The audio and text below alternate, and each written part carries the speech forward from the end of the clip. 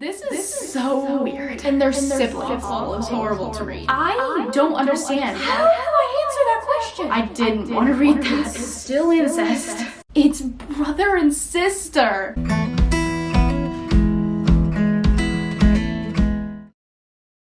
Hello, humans. I'm going to talk about this book series.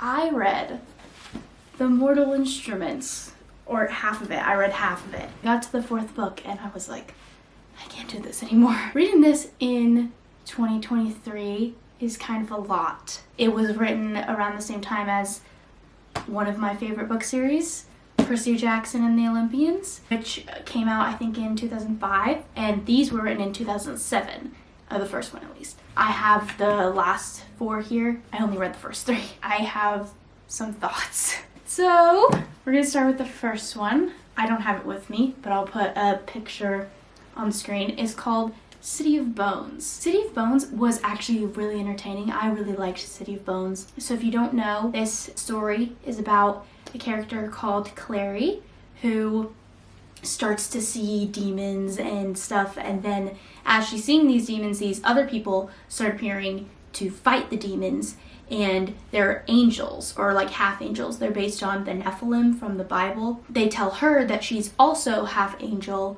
and she's supposed to help kill these demons as well. And there's a guy called Valentine who is like a rogue shadow hunter, which is what the half angels are called. And he wants to destroy all these other people, which are called downworlders, that are fairies, werewolves, vampires. They're like the spawn of like demons and angels together. So it's got a really cool setup, which I enjoy because it's like a fighting monsters type of thing, like Percy Jackson.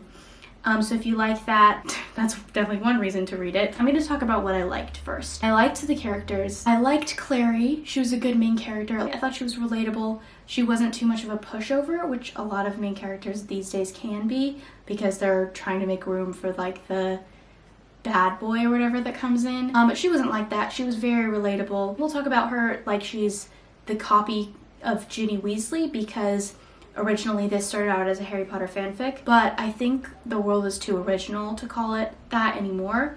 And Ginny also is way more of a spitfire than Clary is. Clary's a little bit more sensible. Another character is Jace. He's like sort of the main love interest. He's the type of bad boy character, which is typically dark-haired books now, but he's blonde in this book, which I kind of appreciated. He's very interesting. He's described as kind of looking like a lion, which I think is a cool metaphor. He has a bad attitude about a lot of things. He's quite mouthy, but it's because he has this tragic past with his father. I'm not going to spoil it in this part, but I will spoil it in a minute. I liked the depth with him. Alec is a good character as well, and Isabel, I liked both of them. They don't get as much of attention as Jace does. And then Simon is Clary's best friend, who can't really see what's going on in the Shadowhunter world, but he knows that like weird things are happening, and he has a crush on Clary,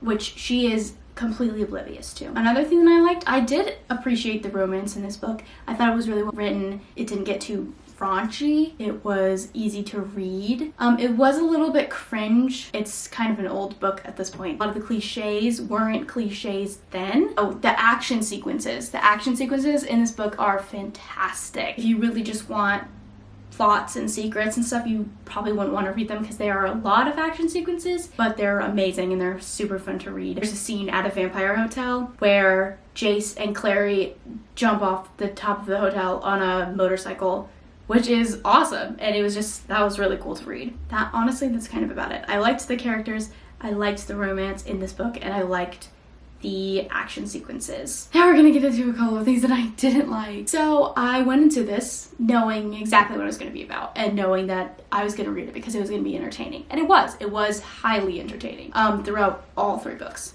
In this book, I thought the writing style was a little bit weird. It was a little disjointed because it was mostly in Clary's POV, but then you would get like one random POV from a random demon's perspective, which I think wasn't necessarily essential, and I think it would have just fit better out of it. Sometimes the writing felt a little immature in this book. I could follow it really easily, but there were a couple of words that I think were used wrong. Like I think she used forbidding instead of foreboding once. The infamous brother and sister thing. This is where spoilers are gonna come in. At the end of the book, we get this bombshell that is Clary and Jace, who have fallen in love over the course of this book, are related. That doesn't sound awful at the end of a first book because you're like, oh, they're just gonna solve it in the next book and they're gonna figure out that they're not related immediately. But it didn't. And that is a perfect segue. For the most part, I actually really enjoyed City of Bones. I don't think it's bestseller level. I think it's really interesting and I enjoyed it. And I don't think it should be compared to Harry Potter because it's really not like that at all. So, City of Ashes. Ashes? Yeah, Ashes. Also pretty entertaining. I don't have it with me. It kind of pissed me off because I got a library book that was printed wrong. So I tried to get through it as fast as possible. I knew when we were gonna figure out that Clary and Jace weren't siblings, but I knew it was not gonna be in City of Ashes. So that was also something that I needed to get through as fast as possible. It was interesting. I'm finding that there's like one scene in each book that really like gets me hyped up. There's one part where Jace mouths off to the president lady called the Inquisitor, gets sent to spend a night 16 levels underground, and this crazy stuff happens. So I really enjoyed that. It was great character development.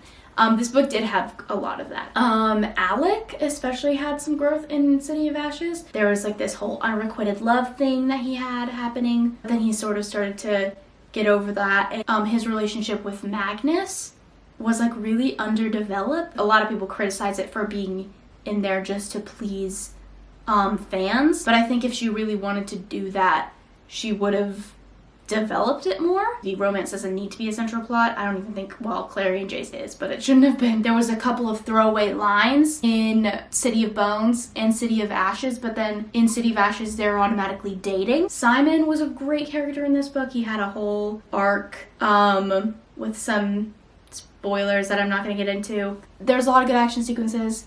I really enjoyed that in this book. Again, I read this because it was entertaining. We got a new character called Maya, who I didn't particularly like very much because she seemed a little rude, but I liked that she was biracial because at the moment most of the characters in the story are white. I liked that she was put in there, but it again sort of felt like she like had a really interesting backstory, but she wasn't a central character, so I think she should have made her a central character. The infamous incest plotline. So, at this point, it actually is incest because they don't know that they're not related. They still, like Jace especially, is still like, I'm in love with you, Clary. Well, it was horrible to read. Didn't get graphic, but Jace would say things like, what I feel is sickening to you. Clary's just like, how do I answer that question? Because they obviously have these feelings for each other, but then they're brother and sister, which is gross. I don't understand why Cassandra Clare wanted to do this, wanted to write this so badly, because it is in this book so much. There's obviously this conflict that they're struggling with, like, I can't be in love with my brother. They kiss several times. It's so weird. There's one part where Fairy Queen makes them kiss, but they like make out in front of a ton of people, and they're siblings. I didn't want to read that. It would have been great, well written. The writing style definitely improved in this book. I really enjoyed the description. I think the romance would have been great because she writes that really well so that it's enjoyable, but not if they're brother and sister. Like that was terrible. So, wrapping around to the last one that I read, which was City of Glass. I also read this kind of fast because I figured, oh, I'm just gonna read the fourth book because I wanted to get past the incest thing as fast as possible. In this book, it's still incest. They were just like, we can't do this, we have to stop. And Jace had decided at the end of City of Ashes to be Clary's brother, and that was all. But she was like, I can't do that.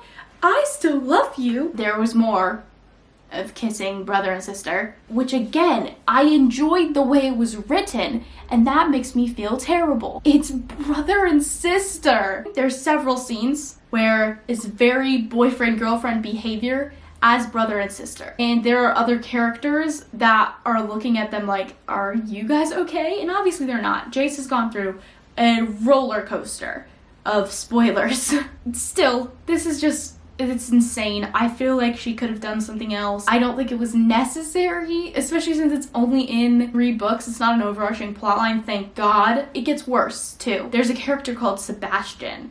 This whole review for City of Glass is going to be spoilers because I have no notes on it. There's a character called Sebastian. Sebastian is Clary's biological brother. He does kiss her and is talking about how they have a connection. And I think later on, he like possesses Jace, does some weird stuff with Clary. That was another reason why I didn't read the next 3. I'm like, I don't understand. Why is that something that Cassandra Clare enjoys? Why couldn't it have been anything else? There's so many tropes. You don't need to do incest. I don't even know what to say about this book.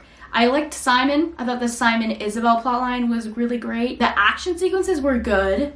And once Clary and Jace found out that they weren't brother and sister, I was able to enjoy their romance without throwing up. The angel thing was really cool. There were lots of angel references in this book.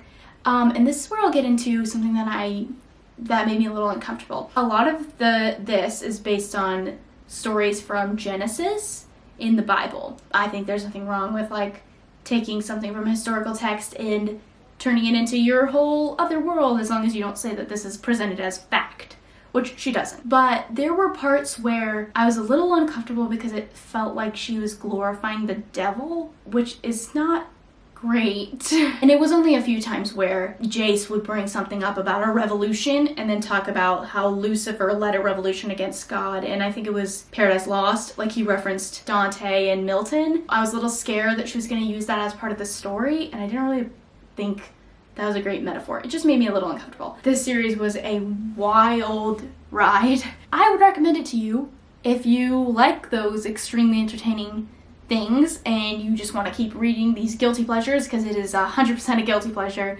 But if you're made easily uncomfortable by references to things or very graphic descriptions of violence or incest, don't read them. I read them because I thought they were going to be entertaining, and they were. So I would definitely check them out if you like that kind of stuff. But otherwise, they're a little messy. So if you want something bestseller level, Mortal Instruments is not for you. It is a bestseller, but I don't think it should be. I am gonna read Infernal Devices because I think that's gonna be an interesting story. And it sounds like it's a little bit better. It sounds like people like it more. This seems like it kind of has Shadow and Bone syndrome. I liked the idea of it. Once I got into it, I was kind of like, this is so weird. Last 3 books are like a whole different plot line because the villain dies, spoiler alert, in the City of Glass. His son comes back and is the villain for the other 3. These first 3 are good. I think you can stop there if you feel like it, because lots of people say that this series is really long, but the first 3, those are not the first 3. Ignore that. This one's part of the first 3. The first 3 are good if you can get past the incest thing. I marked a page in this book to see when that would be over. I think it's like here. This is how much you have to read before it's over. It's probably not worth it. If you made it this far, thank you for watching. The next thing I'm going to do is probably a reading vlog, the Folk of the Air trilogy. So hopefully that will be interesting. Let me know if you liked this video, and if you'd like to see more book talks and book reviews in the future, or if you want writing advice or something like that, because I write quite a lot and I would love to talk about that as well as reading. So yeah, thank you for watching.